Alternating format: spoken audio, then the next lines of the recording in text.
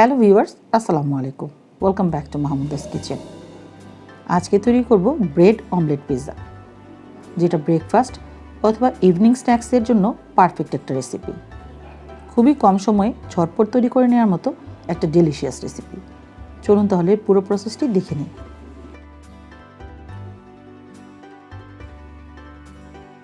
প্রথমেই এখানে কিছু প্লেন ব্রেড নিয়েছি। এই ব্রেডগুলো এখন কেটে নেব।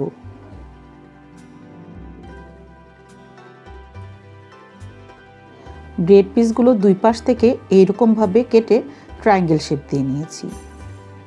এভাবে করেই আমি সবগুলো ব্রেড কেটে নিব। এবার একটা বাটিতে নিব 3টা ডিম,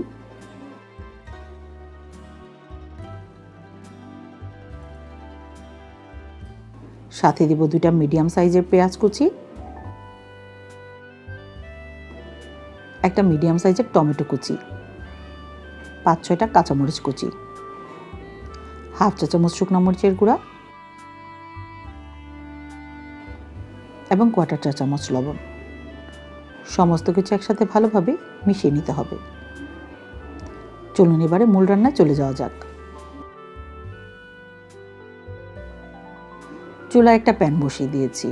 এর মধ্যে দেব 2 টেবিল চামচ তেল। তেলটা পুরো প্যানে ছড়িয়ে দিতে হবে।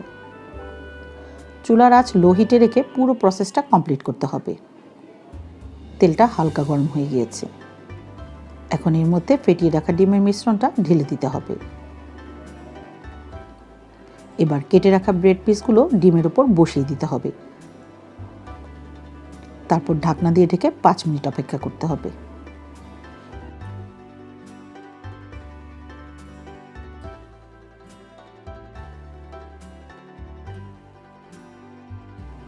পাঁচ মিনিট পর যখন একটা পাশ পুরোপুরিভাবে হয়ে যাবে, তখন আরেকটা তাওয়া নিয়ে প্যানের উপরে বসিয়ে নিয়ে পুরো প্যানটা উল্টে দিতে হবে, যাতে পুরো অমলেটটা ওই প্যানের মধ্যে রিপ্লেস হয়ে যায়। ঠিক আমি যেমনটা ভিডিওতে করে দেখিয়েছি। প্যানটা আবার চুলায় বসিয়ে দিব।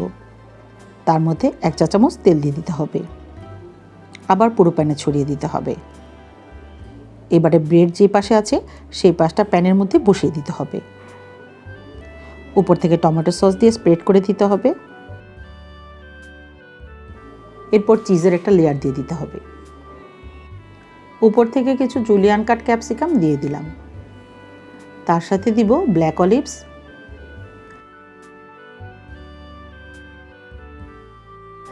রিং শেপ পেঁয়াজ,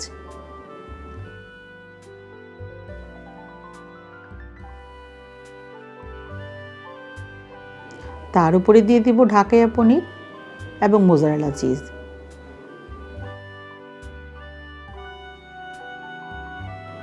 টপিংয়ে আরও কিছু ক্যাপসিকাম এবং ব্ল্যাক অলিভস দিয়ে দিয়েছি।